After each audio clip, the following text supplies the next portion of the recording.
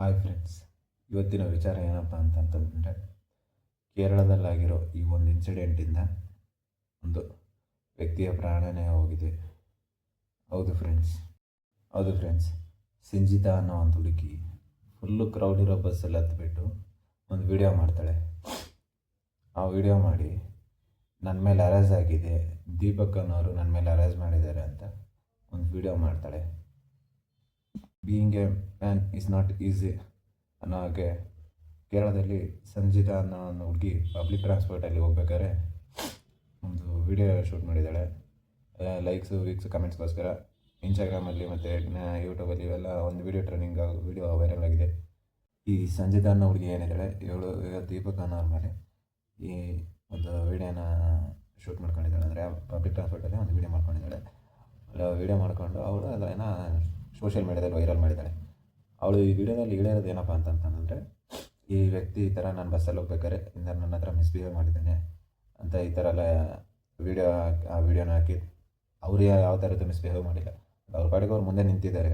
But ಇವಳೇ conditional ಆಗಿ ಬೇಕಂತಾನೆ misbehave ಮಾಡಿಕೊಂಡು ಇದು ವೈರಲ್ ಆಗೋದಕ್ಕೋಸ್ಕರ ಲೈಕ್ಸು ಫಾಲೋವರ್ಸ್ಗೋಸ್ಕರನೇ ಆ ವಿಡಿಯೋನ ಮಾಡಿ ವುಮೆನ್ ವಿಕ್ಟಿಮ್ ಕಾರ್ಡ್ ಪ್ಲೇ ಮಾಡಿದ್ದಾಳೆ. ಈ ವಿಡಿಯೋ ಶೇರ್ ಮಾಡಿದ ತಕ್ಷಣ ನಮ್ಮ ಸೋಕಾಲ್ಡ್ ಸತ್ಪ್ರಜೆಗಳು ಏನಿದ್ದಾರೆ ಇವರು ಎಲ್ಲ ಕಮೆಂಟ್ಸು ಮತ್ತು ವ್ಯೂಸು ಲೈಕ್ಸು ಎಲ್ಲ ವೈರಲ್ ಆಗಿದೆ. ಈ ವಿಡಿಯೋ ಕೇವಲ ಒಂದೇ ಒಂದು ರಾತ್ರಿಲಿ ಲಾಸ್ಟ್ ಫ್ರೈಡೇ ಏನೋ ಈ ವಿಡಿಯೋ ವೈರಲ್ ಆಯಿತು. ನೆಕ್ಸ್ಟ್ ಸ್ಯಾಟರ್ಡೆ ನೈಟ್ ಅಷ್ಟೊತ್ತಿಗೆ 2 ಮಿಲಿಯನ್ಸ್ ವ್ಯೂಸ್ ಆಗಿದೆ. ಈ ವಿಡಿಯೋ ಇಷ್ಟೆಲ್ಲ ವ್ಯೂಸ್ ಆಗಿ ಲೈಕ್ಸ್ ಆಗಿ ಕಮೆಂಟ್ಸ್ ಆಗಿ ನೆಕ್ಸ್ಟ್ ಡೇನೇ ಸಂಡೇ ಈ ವ್ಯಕ್ತಿ ಸೂಸೈಡ್ ಅಟೆಂಪ್ಟ್ ಮಾಡಿದ್ದಾರೆ. ಈ ಲೈಕ್ಸು ವ್ಯೂಸು ಕಮೆಂಟ್ಸ್ ಇವೆಲ್ಲ ನೋಡಿ ಅವ್ರ ಫ್ಯಾಮಿಲಿಗೂ ಎಲ್ಲ ಹೊರಗಡೆ ಎಲ್ಲ ಜನ ಎಲ್ಲ ನೋಡಿ ಕೇಳಿರೋದ್ರಿಂದ ಆ ವ್ಯಕ್ತಿ ಇನ್ನೇನು ತನ್ನ ನೋವು ಯಾರಿಗೂ ಹೇಳ್ಕೊಳಕ್ಕಾಗದೆ ಡೈರೆಕ್ಟಾಗಿ ಸೂಸೈಡ್ ಅಟೆಂಪ್ಟ್ ಮಾಡಿದ್ದಾರೆ.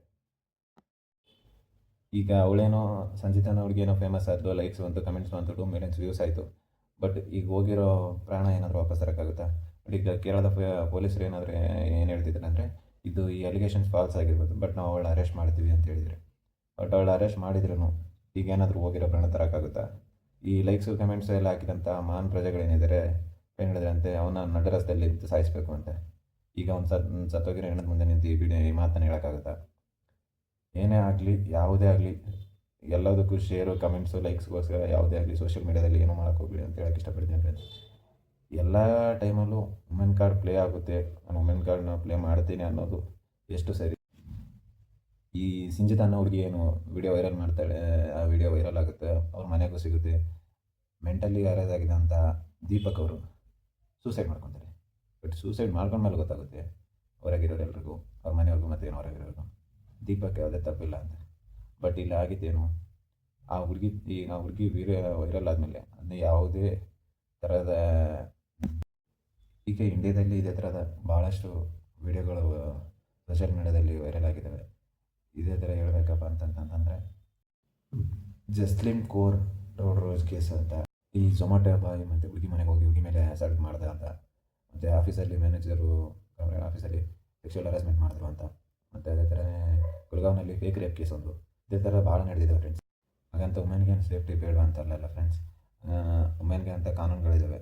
498 ಸೆಕ್ಷುವಲ್ ಹರಾಸ್ಮೆಂಟ್ ಅಂತ ಒಂದಿದೆ, ಡೊಮೆಸ್ಟಿಕ್ ವೈಲೆನ್ಸ್ ಆ್ಯಕ್ಟ್ ಅಂತ ಒಂದು ಕೇಸ್ ಕಾನೂನಿದೆ.